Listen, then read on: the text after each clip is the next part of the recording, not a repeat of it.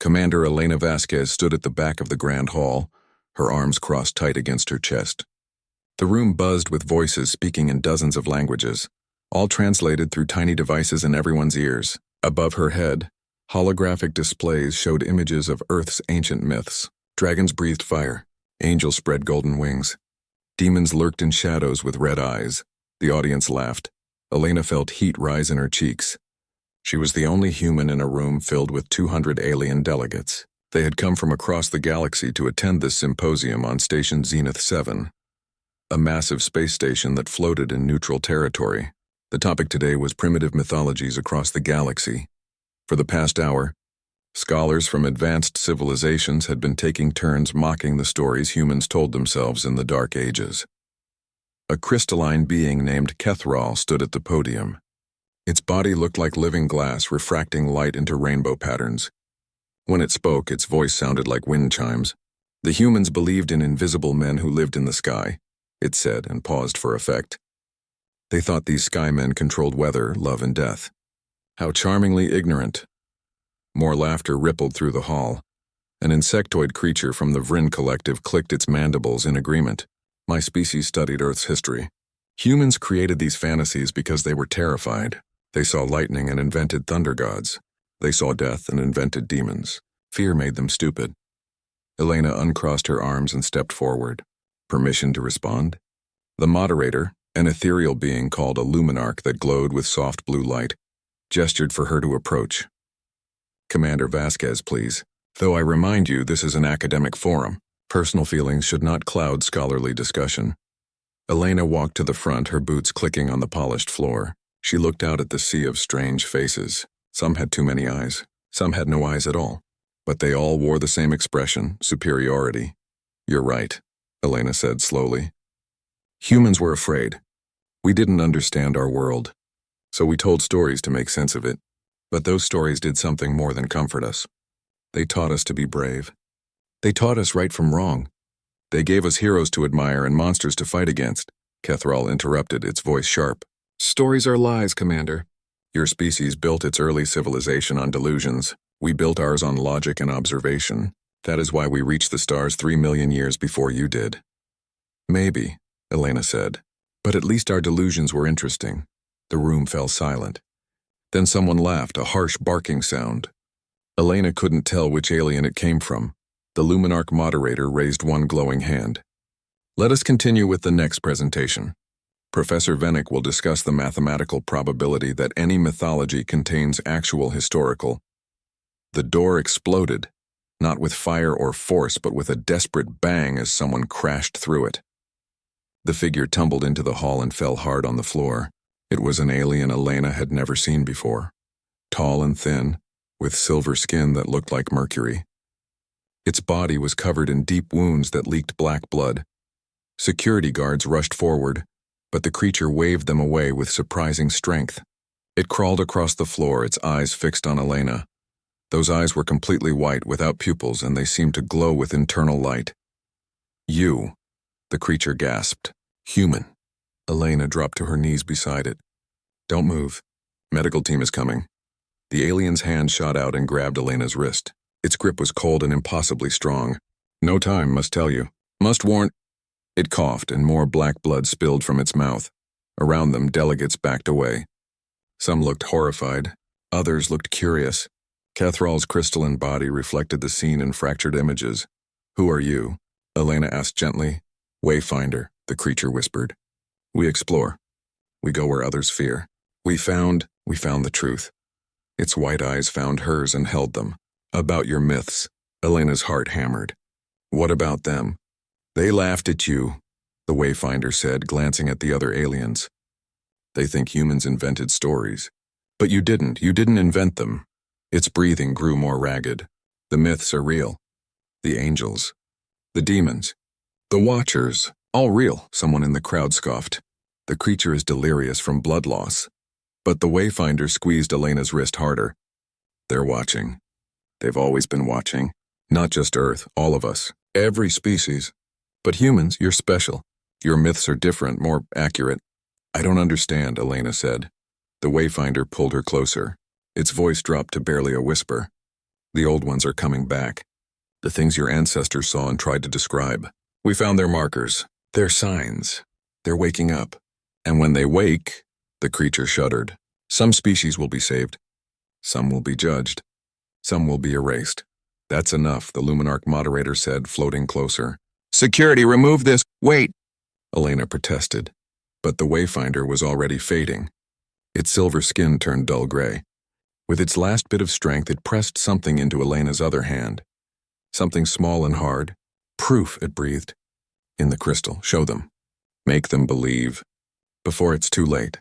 Before the creature went still. Its white eyes lost their glow. Its hand slipped from Elena's wrist and fell to the floor. Elena looked down at her palm. Resting there was a small crystal no bigger than her thumb. It pulsed with faint blue light like a tiny heartbeat. Medical teams rushed in with equipment.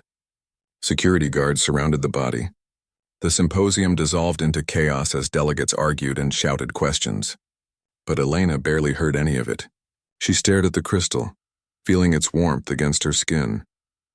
Kethral's voice cut through the noise. Obviously, the creature was suffering from space madness.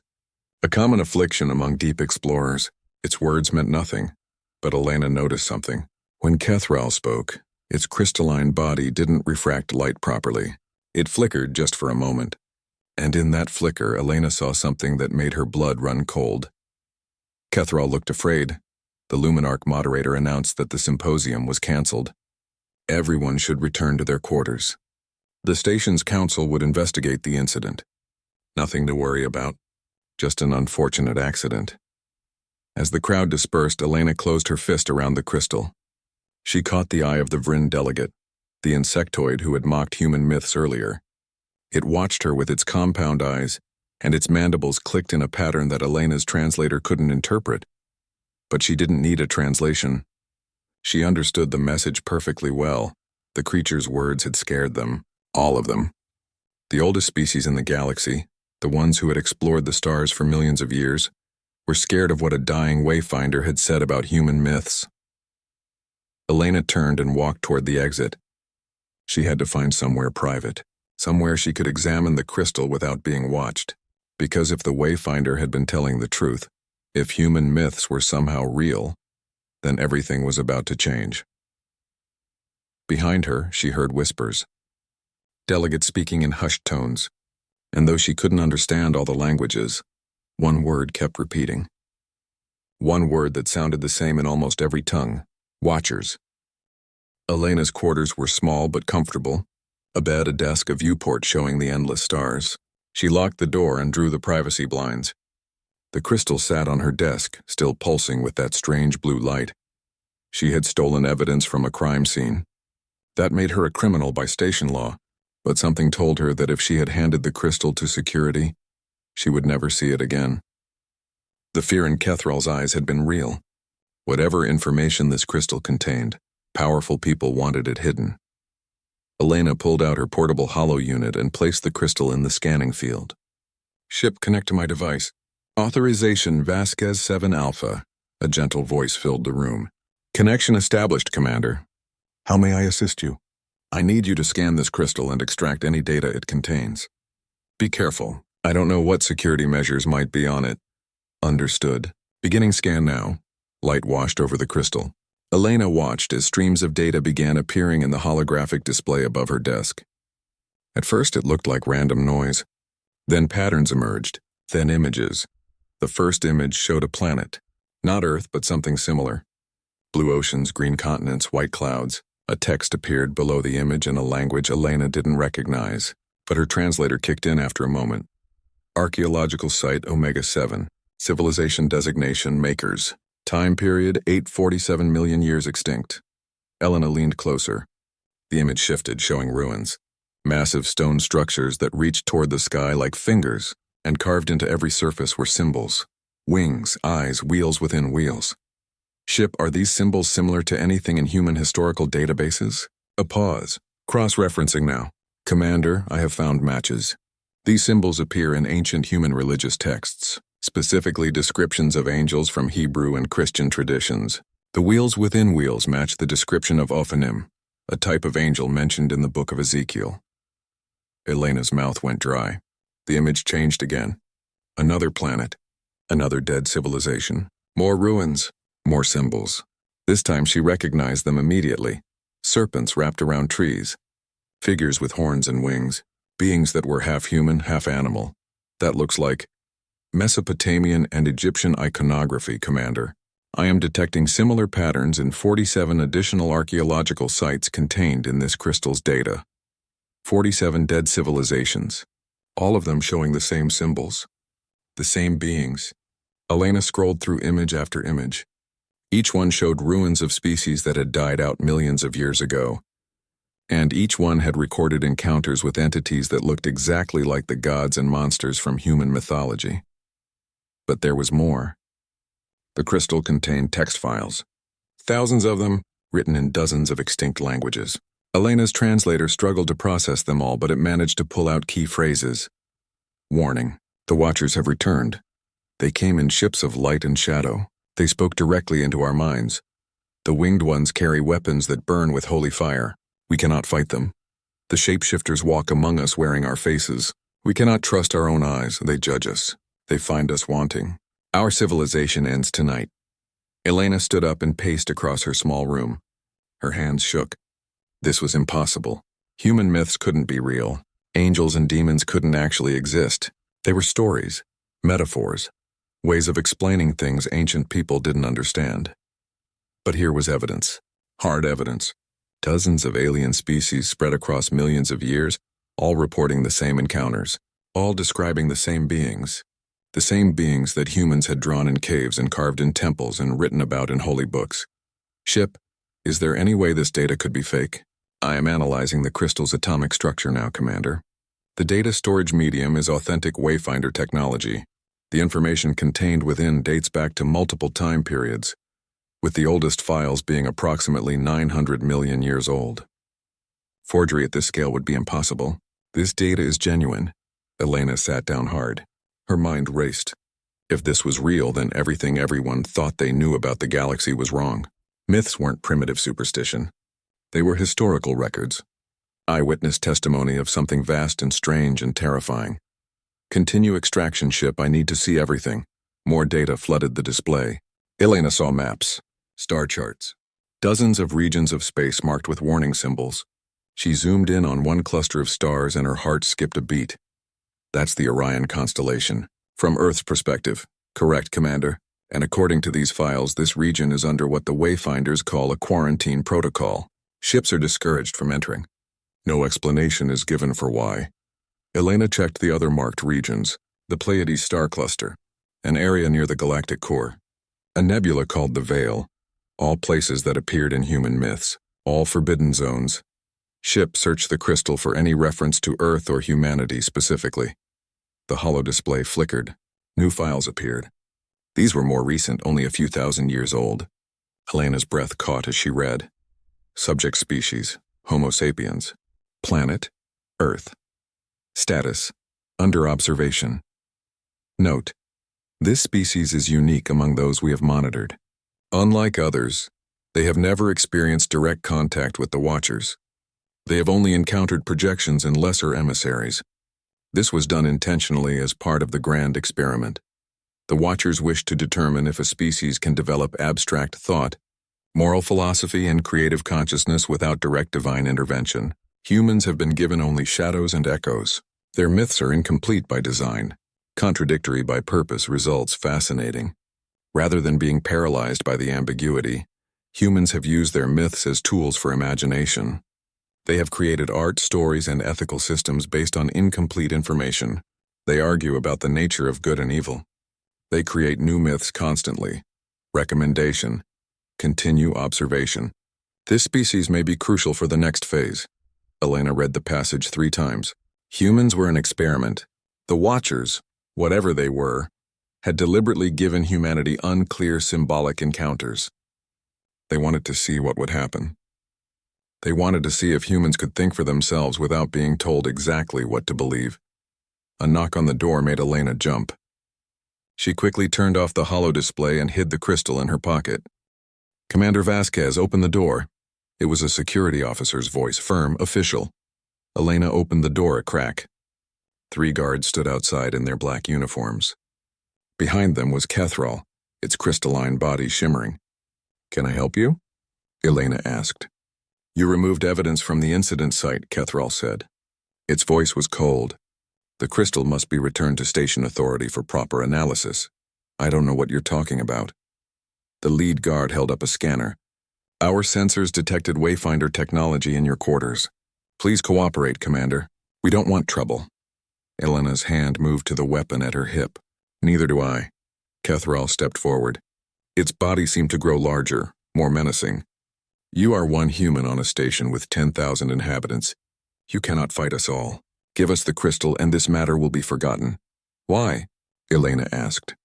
"Why do you want it so badly? What are you hiding?" For a moment, Kethral said nothing. Then it spoke, and its voice was different, softer, almost sad. "We are trying to protect you, foolish human. Some truths are too dangerous to know. The Wayfinders learned this. That is why they die out one by one. They go too far. They see too much.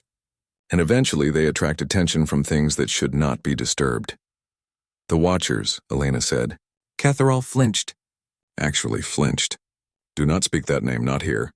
Not now. They're real, aren't they? Everything in human mythology, it's all real." "Commander Vasquez, I will ask one more time. Give us the crystal." Elena made her decision in a heartbeat. She slammed the door control and the metal door crashed down. She heard shouts outside. The guards would cut through in seconds. "Ship, I need extraction now. Beam me directly to my vessel." "Commander, that's against station regulations. I cannot." "Override. Authorization Vasquez 7 Alpha Alpha. This is an emergency." A pause that felt like forever. Then the world dissolved into light. Elena felt herself pulled apart and put back together. When her vision cleared, she was standing in the cockpit of her small scout ship, docked in the station's bay. Alarms were already blaring. Station security had detected the unauthorized transport. Elena strapped into the pilot's seat and fired up the engines. "Ship, get us out of here." "Commander, they are powering weapons. They will destroy us if we attempt to leave." Elena's fingers flew across the controls. "Then we better fly fast." The ship shot forward. Energy beams lanced through space where they had been moments before. Elena pulled hard on the stick, weaving between other docked vessels. The station's defense grid lit up, trying to target her ship. But Elena was a good pilot, one of the best. She spun and rolled and dove, always staying 1 second ahead of the targeting computers. With a final burst of speed, she cleared the station's weapon range and jumped to faster than light speed. As the stars stretched into lines around her, Elena pulled the crystal from her pocket. It pulsed in her hand like a tiny heart. She thought about everything she had learned. About the Watchers. About humanity's special place in their experiment. About the quarantine zones and the warnings in dead languages. "Ship, plot a course to these coordinates." She uploaded data from the crystal showing the location of another Wayfinder site. "I need to find someone who can help me understand this." "Understood, Commander. However, I must inform you that you are now a fugitive. Station security has issued a warrant for your arrest. The Cathera government has offered a substantial reward for your capture." Elena smiled grimly. "Good, that means we're on the right track. Now find me Dr. Samuel Okonkwo. He's a human xenoarchaeologist. Last I heard, he was on the colony world of New Lagos. Dr. Okonkwo has been blacklisted by the academic community for his controversial theories." "Perfect. That's exactly why I need to talk to him." As her ship flew through the darkness between stars, Elena looked out at the universe with new eyes. Somewhere out there, ancient beings were watching. Beings that her ancestors had tried to describe with words like angel and demon and God. Beings that had been testing humanity for thousands of years. And now, for some reason, they were coming back. The question was why, and Elena had a terrible feeling she was about to find out. New Lagos was a humid planet where thick jungle covered everything. The human colony there had carved out one small city from the green wilderness. Elena landed her ship at a public dock on the outskirts, where questions weren't asked if payment was made in untraceable currency. She had spent the 3-day journey studying the crystal. The more she read, the more frightened she became. The Wayfinders had documented hundreds of encounters with the beings they called Watchers. These entities appeared throughout history, wearing different forms. Sometimes they looked like angels, sometimes like demons, sometimes like geometric shapes that hurt to look at directly, but they all shared certain traits. They existed partially outside normal space. They could speak directly into minds, and they always appeared during critical moments in a civilization's development, usually right before that. Civilization either achieved enlightenment or destroyed itself. Elena found Dr. Samuel Okonkwo in exactly the place she expected, a shabby bar on the edge of the city. He sat alone at a corner table, nursing a drink and reading something on an old data pad. He looked like the pictures in his academic file. Dark skin, gray hair, tired eyes that had seen too much. Elena sat down across from him without asking permission. He looked up, startled. "I don't—" Then recognition flashed across his face. "You're that commander from the symposium, the one who stole Wayfinder data and escaped from Station Zenith. There's a very large reward for you. Are you going to turn me in?" Samuel laughed bitterly. "With what reputation? I'm a disgraced professor who published papers claiming that human myths were based on actual alien encounters. The academic community destroyed my career. I'm the last person who would help station security with anything." Elena pulled out the crystal and placed it on the table. Its blue glow reflected in Samuel's eyes. "Holy hell," he whispered. "Is that what I think it is?" Wayfinder data crystal, containing evidence of 900 million years of contact between advanced beings and mortal species, including humans. I need your help understanding what it means." Samuel's hand shook as he reached for the crystal. Then he pulled back. "If I touch that, I become a fugitive too. They'll hunt me, arrest me, possibly kill me. They're already hunting you, Doctor. They've been suppressing the truth your entire life. The only difference is now you have proof you were right all along." Samuel stared at the crystal for a long moment. Then he picked it up. "Show me everything." They spent the next 6 hours in Samuel's small apartment going through the data. He had equipment that Elena lacked, sophisticated analysis programs and access to archaeological databases that most people didn't know existed. As they worked, Samuel's excitement grew. "This is incredible," he kept saying. "Do you know what this proves? Every theory I published was correct. Humanity didn't invent its mythology. We recorded actual events and then slowly forgot they were real. We turned history into legend. But why?" Elena asked. "Why would these watchers interact with ancient humans and then disappear?" Samuel pulled up a file from the crystal. "According to this, it was deliberate. Look here. This is a Wayfinder report from about 5,000 years ago. They observed a watcher entity appearing to a human tribe in Mesopotamia. But the watcher didn't give clear instructions. It spoke in riddles and symbols. It showed them visions but left the meaning ambiguous. The grand experiment," Elena said. "I read about that.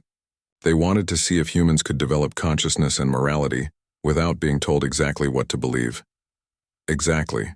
Other species got direct contact. The Cathara were literally uplifted by the Watchers 3 million years ago. They were given technology, knowledge, purpose. But humans?" Samuel smiled. "We got mystery. We got contradictions. We got questions without answers, and that drove us crazy. So we became storytellers. We became philosophers. We argued about the nature of good and evil because nobody would just tell us the answer." Elena thought about that. "So our myths made us creative. More than that. They made us free.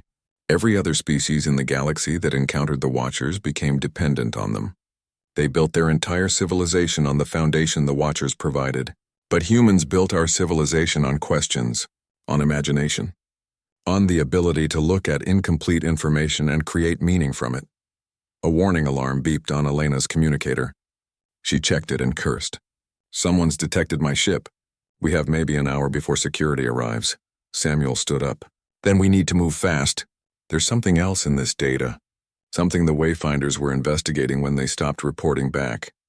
He pulled up a star map. Dozens of red markers appeared. These are locations where Watcher activity has been detected in the past year. The frequency is increasing exponentially. Elena studied the map. The red markers formed a pattern, all pointing inward toward a single point in space. What's at the center? The galactic core, specifically, a region that every major human religion mentions in some form. Christians called it the throne of God. Buddhists called it the Pure Land. Ancient Egyptians called it the Duat. The Watchers have different names for it, but the Wayfinders translated it roughly as the place where judgments are made. Judgments, Elena repeated slowly. The Wayfinder who died said something about that. He said some species would be saved. Some would be judged. Some would be erased. Samuel nodded grimly. There's a pattern in the data. Every 50 million years or so, galactic civilization gets reset. Something emerges from the core. It evaluates the species that have developed consciousness. And then, he trailed off. Then what? Then most of them disappear. The archaeological record shows mass extinctions happening simultaneously across hundreds of worlds, not from war or disease. They just end, like someone flipped a switch. Elena felt cold. You're saying the Watchers are coming back to judge us? To decide which species are worthy of continuing. That's the terrifying part. Samuel pulled up another file. According to this Wayfinder analysis, the cycle is starting again. Right now, the Watchers are already moving. They're already watching. And every species in the galaxy is about to face some kind of cosmic evaluation. Before Elena could respond, the lights went out. Emergency power kicked in a second later, bathing everything in red. Outside, she heard the whine of ship engines. They found us, she said. Samuel grabbed the crystal and shoved it into a secured case. There's a back exit. My personal shuttle is... The wall exploded inward. Not from weapons. From something else. Something that made Elena's eyes hurt to look at directly. It was like a tear in reality itself. And through that tear came light. Pure burning, impossible light. Elena and Samuel threw up their arms to shield their eyes. Through the glare, Elena saw shapes. Geometric patterns. Wheels within wheels, just like in the ancient texts. And covering every surface were eyes. Hundreds of eyes, all watching. A voice filled the room. It didn't come from any direction. It came from inside Elena's head. Inside her thoughts, inside the deepest part of her consciousness. When it spoke, it used no language, but somehow she understood perfectly. Commander Elena Vasquez, Dr. Samuel Okonkwo, you have touched forbidden knowledge. Elena found her voice. Who are you? We are watchers, we are judges. We are the ones your ancestors saw and tried to name. Angel, seraph, throne, dominion. All words for what you cannot truly comprehend. Samuel stepped forward, his scientist mind overcoming his fear. Why? Why did you appear to ancient humans? Why did you give us myths instead of truth? The entity seemed to consider this. The eyes all blinked in unison. Because truth without understanding is slavery. We gave you mystery, we gave you questions. We wanted to see what you would build from incomplete information. And what did we build? Elena asked. Something unexpected, something beautiful, something dangerous. The light intensified. Elena felt herself being pulled forward, not physically but mentally. She saw visions, images flooding her consciousness. She saw Earth from space. She saw humans throughout history, telling stories around fires, writing in temples, painting in caves. She saw humanity spreading through the galaxy, always questioning, always imagining, never satisfied with simple answers. And then she saw something else, something vast and dark stirring in the galactic core, something ancient and hungry. The devourer strain, the crystal had called it. A species that fed on certainty, on stagnation, on civilizations that stopped growing. Something is waking, the Watcher said. Something that should have remained asleep. The cycle is breaking, the judgment comes early, and we need your help. Samuel laughed, slightly hysterical. You need our help? You're ancient cosmic beings. What can we possibly do? You can imagine. The devourer feeds on certainty, on logic, on species that believe they have all the answers. It cannot consume what it cannot understand, and humanity. The eyes all focused on Elena and Samuel. Humanity never has all the answers. You thrive on mystery, on impossible questions, on myths that contradict each other. Elena understood. You want us to fight with our stories, with our imagination. We want you to lead. The Galactic Council has forgotten how to dream. They have forgotten that mythology is not primitive, it is advanced. It is the ultimate tool for surviving the incomprehensible. The light began to fade. The entity started to recede back through its tear in reality, but before it vanished completely, it spoke one more time. Go to the Council. Show them what you have learned. Tell them the judgment has begun, and tell them that the youngest species must speak for this cycle.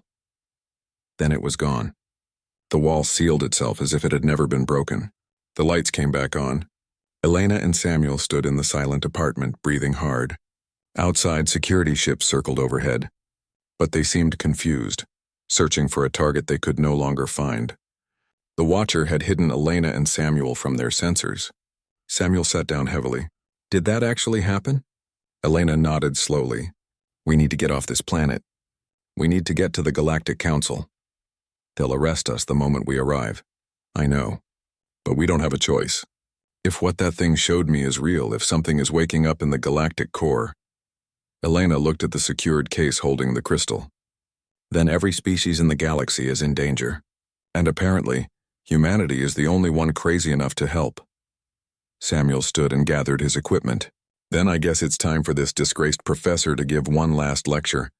About why myths matter. About why imagination is humanity's greatest weapon. About why the galaxy needs to remember how to tell stories again. Elena smiled grimly. They laughed at human myths. Let's go show them why that was a mistake.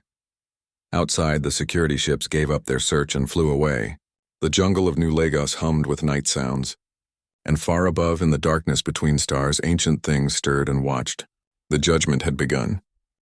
The journey to the Galactic Council took 2 weeks. During that time, reports flooded in from across the galaxy. Strange sightings, ships encountering impossible entities in deep space, entire star systems going dark without explanation. And everywhere, the same message being broadcast in 1,000 languages. The judgment begins. Elena and Samuel weren't arrested when they arrived at Council Station. Instead, they were escorted directly to the Grand Chamber under heavy guard. The word had spread. Everyone knew about the Wayfinder data. Everyone knew about Elena's encounter with a Watcher entity. Fear had replaced the mockery from before. The Grand Chamber was enormous. Hundreds of delegates sat in curved rows that rose toward a dome ceiling showing the stars. At the center stood a raised platform where speakers addressed the assembly. Elena and Samuel were brought to that platform and told to wait. Kethral approached them. The crystalline being looked different now. Dimmer, less certain. Commander Vasquez, Dr. Okonkwo, the council has agreed to hear your testimony. But know this, there are many here who want you silenced, who believe that spreading this information will cause panic. The panic is already here, Elena said. Look at them, she was right. The chamber buzzed with frightened voices. Delegates from hundreds of species argued and shouted. Some demanded military action. Others wanted to flee to the edge of the galaxy. A few prayed to gods they had long forgotten. A Luminarch moderator called for order. Its blue glow had turned almost white with stress. This emergency session of the Galactic Council will now begin. Commander Vasquez, you have claimed to possess evidence of imminent danger to all civilized species. You have 15 minutes to present your case. Elena stepped forward. Her hands didn't shake. She thought about her ancestors who had stood in caves and told the first stories. She thought about humans throughout history who had faced the unknown with nothing but imagination and courage. Members of the council, 2 weeks ago, a Wayfinder died in my arms. Its last words were a warning. It said that beings we call Watchers, beings that appear in human mythology as angels, demons, and gods, are real. And they are coming back, murmurs filled the chamber. The Vryn delegate clicked its mandibles in distress. We have heard these claims. Many say the Wayfinder was delirious. Samuel stepped forward and held up the data crystal. This is Wayfinder Archive Crystal 779. It contains 900 million years of documented contact between the Watchers and mortal species. Every civilization that has ever achieved consciousness has encountered them, including all of you. Impossible, said a delegate from the Harmonious Collective. Our species evolved naturally. We have no myths of angels or gods. We are a purely logical society. Samuel pulled up a holographic display. Images appeared above the platform, ancient ruins from the collective's home world. These are from your own archaeological sites. Symbols carved 3 million years ago. Before your species developed writing, before you developed logic, you had myths too. You just forgot them. More images appeared. Every species represented in the council had similar ruins, similar symbols, evidence of contact with beings beyond comprehension. The delegates stared at proof of a past they had erased from their collective memory. You all laughed at human myths, Elena said. You called us primitive for believing in angels and demons. But the truth is, we're the only species that remembered. We kept our stories alive. We passed them down through generations. We argued about their meaning. We built our entire civilization around the idea that some questions don't have simple answers. A Cathara elder stood. Even if this is true, what does it matter? These watchers left us alone for millions of years. Why would they return now? Elena looked at Samuel. He nodded and pulled up the final piece of data. The chamber fell silent as a new image appeared. Something dark and vast stirring in the galactic core. Because something else is waking up, Samuel said. The Wayfinders called it the Devourer strain, an ancient species that exists partially outside normal space. It feeds on consciousness itself. Specifically, it feeds on civilizations that have become stagnant, that have stopped growing, that believe they have all the answers. The image showed worlds going dark, entire civilizations simply ceasing to exist. Not destroyed, not conquered, just ended like candles being blown out. The Watchers created us, Elena said. All of us. They seeded worlds with life as an experiment. They watched us grow, and every 50 million years they returned to evaluate their experiment, to see which species are still vital, still creative, still capable of growth. This is speculation, someone shouted. You have no proof of their intentions. I have direct testimony, Elena shot back. A Watcher entity spoke to me. It said that the Devourer is waking early, that the cycle is breaking, and that they need help fighting it. Laughter erupted from some delegates. Cosmic beings need our help? That's absurd. But others weren't laughing. The oldest species, the ones who had explored the deepest reaches of space, looked afraid. They knew. Deep down, they knew Elena was telling the truth, Samuel continued. The Devourer feeds on certainty, on logic, on species that think they've figured everything out. That's why it can't be fought with conventional weapons. You can't kill something that exists in the realm of consciousness. You can't destroy something that feeds on your own thoughts. Then how do we fight it? Asked the Luminarch moderator. Elena took a breath. With imagination. With stories. With the one thing humans never lost, the ability to believe in impossible things. The Watchers gave us myths instead of answers because they knew someday we would need to fight something that logic couldn't defeat, something that only mythology could touch. The chamber erupted in argument. Some delegates called her insane. Others demanded proof. A few, including Kethrall, simply looked resigned as if they had known this day would come. Then the lights went out. Not emergency darkness. Complete absolute void. Elena couldn't see her hand in front of her face. Around her, delegates screamed and shouted, and then in that darkness something appeared. It was like watching reality itself tear open. Through the tear came entities. Multiple Watchers, each one different. One looked like wheels within wheels covered in eyes. Another appeared as a being of pure light with 6 wings. A third was geometric patterns that hurt to perceive. They arranged themselves around the chamber, watching everyone. When they spoke, every being in the chamber heard them directly in their minds. The judgment has begun. Panic filled the council. Delegates tried to run but found they couldn't move. The Watchers had frozen them in place. Each species will be evaluated. Those who have maintained their capacity for growth will be preserved. Those who have stagnated will be removed before the Devourer arrives. Kethrall's crystalline body flickered. Its voice shook when it spoke aloud. What is your standard? How do we prove we are worthy? The Watchers turned their attention to the Kethra Elder. Your species achieved perfection 3 million years ago. Since then, you have not changed. You have not grown. You have not created anything new. You have maintained order, maintained efficiency, but you have forgotten how to dream. We built a perfect society, Kethrall protested. No war, no suffering, no chaos, and no life. Perfection is death. The Devourer will consume you first because you have already stopped living. The Watcher shifted attention to other species. The Vryn Collective, the Harmonious Collective, the Luminarchs. One by one, it evaluated them and found them wanting. They had achieved their goals. They had built efficient civilizations, but they had lost something essential, the ability to change, to grow, to surprise even themselves.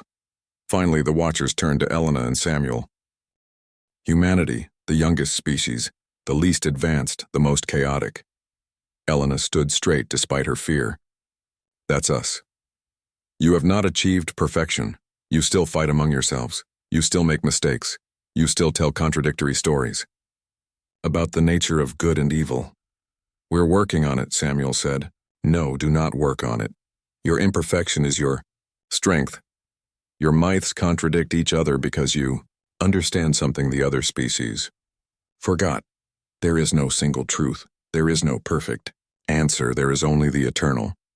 Struggle to find meaning in an incomprehensible universe.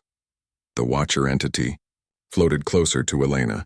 The Devourer cannot consume humanity. It tries, but your mind slipped through its grasp. Because you do not believe in certainty. You believe in questions, in stories, in the possibility that tomorrow might be different than today. So we pass? Elena asked. You more than pass. You will lead.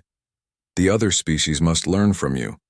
They must remember their own myths, their own capacity for wonder, or they will all fall to the Devourer. Kethril spoke up, its voice small. You want us to learn from the youngest species? The primitive humans? Primitive is not the opposite of advanced. Stagnant is. Humanity is vital, chaotic, alive. That is what you lost. That is what you must reclaim. The Watchers began to fade. But before they vanished, they left one final message. The Devourer wakes in 7 of your standard days. It will emerge from the galactic core and begin consuming worlds. You cannot fight it with weapons. You cannot reason with it. You can only resist it by maintaining your will to exist, your creativity, your myth. How? Elena asked. How do we teach an entire galaxy to remember how to dream? You already know. You have done it your entire history. You tell stories, you sing songs, you create art, you imagine impossible things and then make them real. Do this now on a galactic scale. Make the other species remember what it feels like to be alive. Then they were gone. The lights returned. The delegates found they could move again. The chamber descended into chaos as everyone tried to process what had just happened. Elena looked at Samuel. 7 days to save the galaxy. Think we can do it? Samuel laughed, slightly hysterical. We're humans. We've been preparing for impossible situations our entire existence. This is what we do. Kethril approached them slowly. The crystalline being seemed smaller now, humbled. Commander Vasquez, Dr. Okonkwo, my species. We do not know how to dream anymore. We have not told stories in 3 million years. Can you teach us? Elena looked around the chamber. Hundreds of species, all looking at her with hope and fear in their eyes, all waiting for the primitive humans to save them. She smiled. Yeah, we can teach you. But you better be ready. Human stories can get pretty weird. Samuel pulled up his data on human mythology. All right, everyone. Class is in session. Lesson 1. Why it's perfectly normal to believe in talking snakes, magical trees, and people who come back from the dead, and why that's going to save all our lives. In 7 days, the Devourer would emerge. But for now, humanity had a different job. They had to teach the galaxy how to tell stories again, how to imagine, how to hope. They had to remind the universe what it meant to be truly alive. 7 days was not enough time, but it was all they had. Elena stood in the command center of Council Station, watching displays that showed the entire galaxy. 7 days ago, she had been a simple commander attending a boring symposium. Now she was coordinating the defense of billions of worlds against an enemy that couldn't be killed. Samuel worked beside her, along with 50 human cultural experts pulled from Earth. They had created a database of every myth, every story, every song that humanity had ever produced. Now they were teaching aliens how to use them. It's not working, Kethril said. The crystalline being stood nearby, trying to understand a human fairy tale about a girl in a red hood and a talking wolf. This story makes no logical sense. Why would the wolf talk? Why would the girl believe it was her grandmother? The deception is obvious. Elena rubbed her tired eyes. It's not about logic. It's about feeling. The story teaches children to be careful of strangers, to question what they see, to think for themselves. But why not simply tell them that directly? Because stories stick in your mind better than rules. Because they engage your imagination. Because they make you think about what you would do in that situation. Elena paused. Kethril, when's the last time your species created something new? Something that surprised you? The alien was silent for a long moment. I cannot remember. We perfected our society 3 million years ago. Since then, we have only maintained what was already built. That's the problem. You stopped playing. You stopped experimenting. You stopped telling each other what-if stories. Elena pulled up another file. Look at human history. We've been telling impossible stories forever. What if a man could fly? What if we could travel to the moon? What if we could talk to people on the other side of the planet?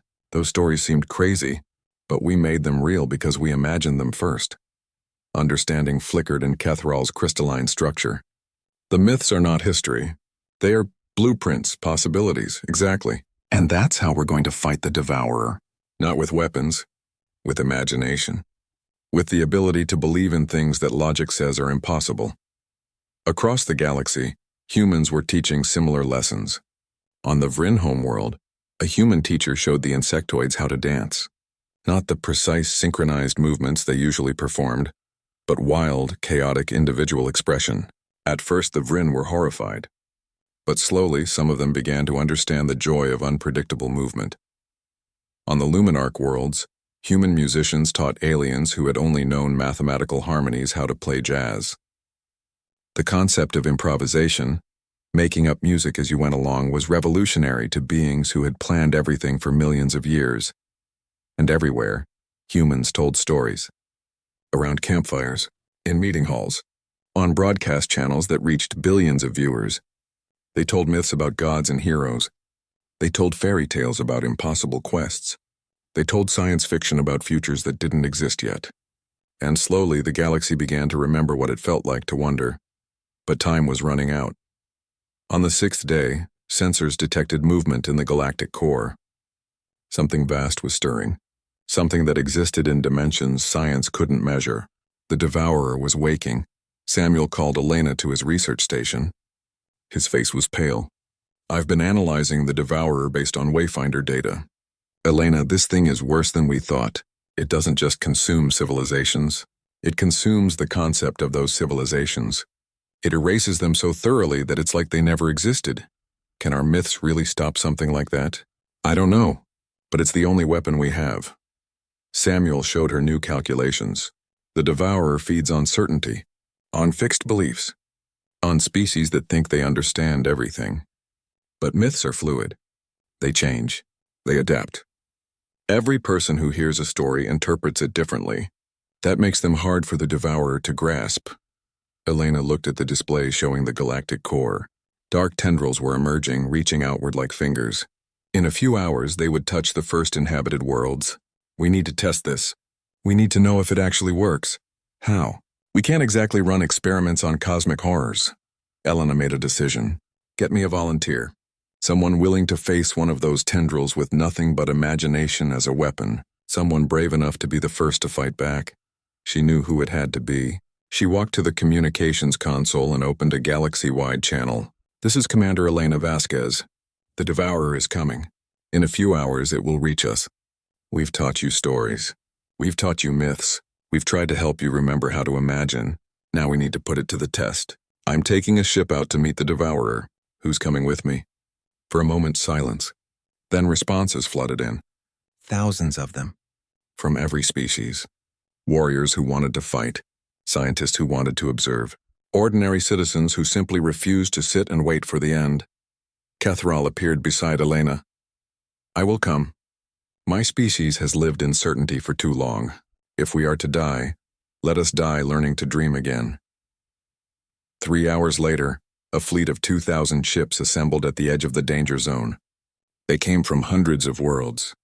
But unlike any military fleet in history, they carried no weapons. Instead, they carried musicians, storytellers, artists, poets, and dreamers.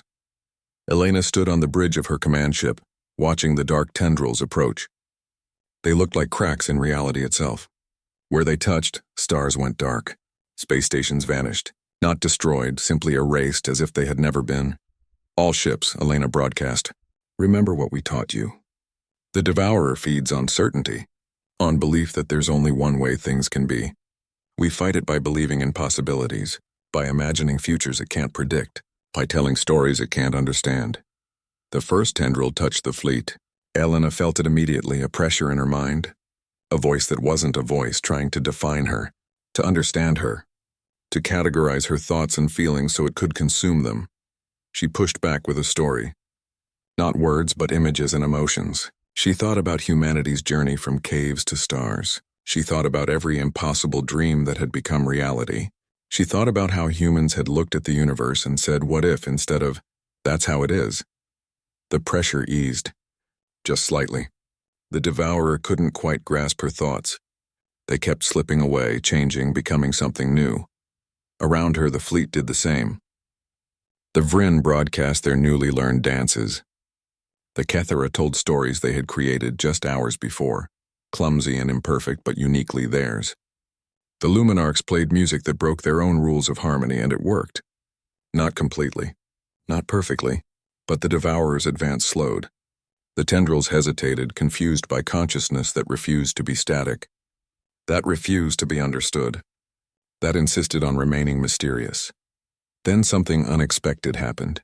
Samuel's voice came over the comm, excited and terrified. "Elena, I'm reading massive energy signatures. The Watchers are appearing. All of them. More than I've ever seen recorded." Through the view screen, Elena saw them. Thousands of Watcher entities materializing in space. They arranged themselves in a vast formation, creating a barrier between the Devourer and the mortal fleet. "We cannot fight it alone," the Watchers said into every mind. "We are old, ancient, certain of our purpose. The Devourer can consume us. But you, the young species, you are still becoming, still changing. Lend us your dreams. Lend us your stories. Together, we can seal it away," Elena understood. The Watchers needed imagination. The very thing they had given up when they became cosmic beings. The very thing they had been testing humanity to see if mortals could maintain. "All ships," she commanded. "Focus your thoughts. Every story you know. Every myth you've learned. Every dream you've ever had. Send them to the Watchers. Let them remember what it feels like to be uncertain, to question, to wonder." The fleet obeyed.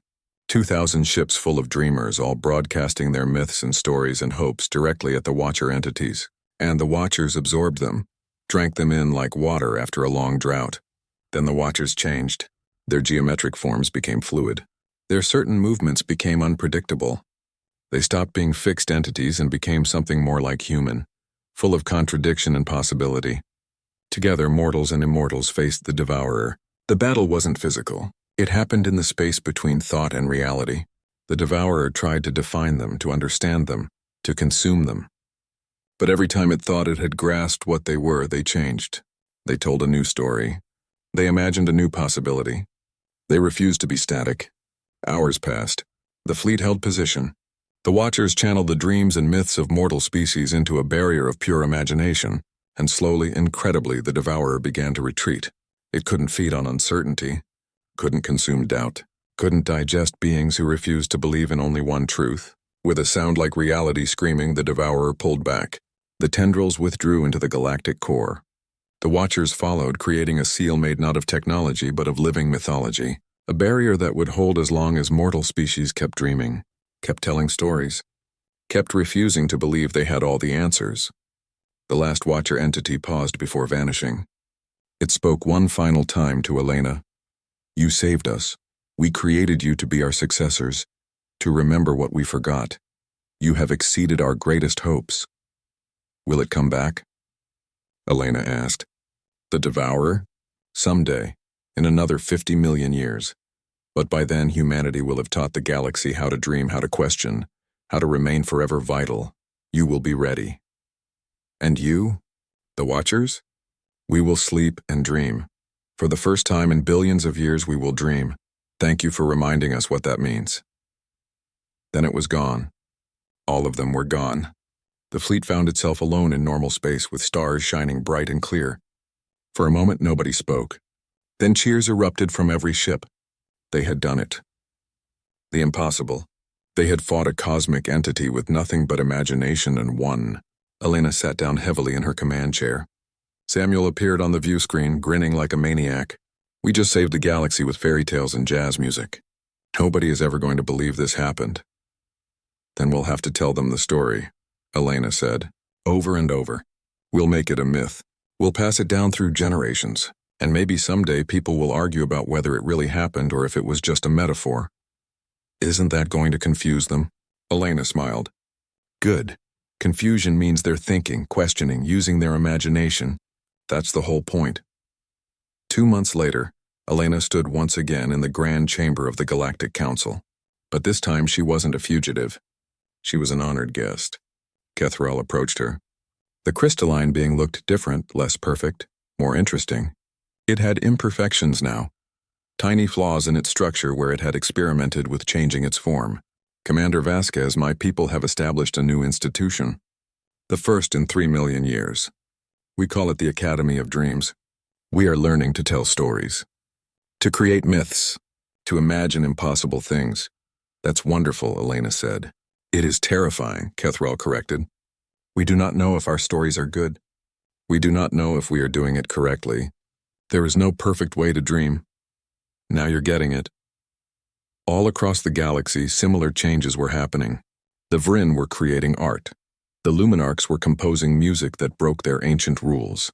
Species that had been static for millions of years were learning to change again, to grow, to surprise themselves. Samuel joined Elena on the observation deck. Together they looked out at the stars. You know what's funny, he said. A month ago, aliens were laughing at human myths. They thought we were primitive, superstitious, backwards. And now? Now humans are the most respected species in the galaxy. Not because we're the strongest or the smartest, but because we never forgot how to tell a good story. Elena thought about everything that had happened. The dying Wayfinder, the data crystal, the Watchers, the Devourer. It seemed like a myth itself now. Maybe it would become one. Maybe in 1,000 years people would argue about whether it really happened, or if it was just a story humanity told to make themselves feel important. And that was perfect, because the truth wasn't what mattered. What mattered was that the galaxy had learned something essential. That myths weren't primitive. They were advanced. They were humanity's gift to the stars. Come on, Elena said. There's a delegation from the Outer Rim who want to hear about Earth's mythology. Something about vampires and werewolves. Samuel laughed. Oh boy, wait until they hear about zombies. That's going to blow their minds. They walked away together, 2 humans who had saved the galaxy by teaching it to dream. Behind them, the stars shone bright. And in the darkness between them, ancient things slept peacefully. Dreaming, perhaps, of the stories mortals would tell about them. In the shadows of the observation deck, unseen by Elena or Samuel, a shape flickered. For just a moment, it looked like wheels within wheels covered in eyes. The Watchers were still watching, still learning, still wondering what impossible thing humanity would imagine next. And somewhere in the galactic core, sealed away by living mythology, the Devourer slept. But even in its sleep, it learned something. It learned that there were things in the universe stronger than certainty, stronger than logic, stronger than inevitability. It learned that stories could reshape reality, that imagination could defeat entropy, that the youngest, weakest, most chaotic species in the galaxy possessed the most powerful weapon ever created. Hope. The end was not the end. It was just another beginning, another story waiting to be told. And humanity, as always, was ready to tell it.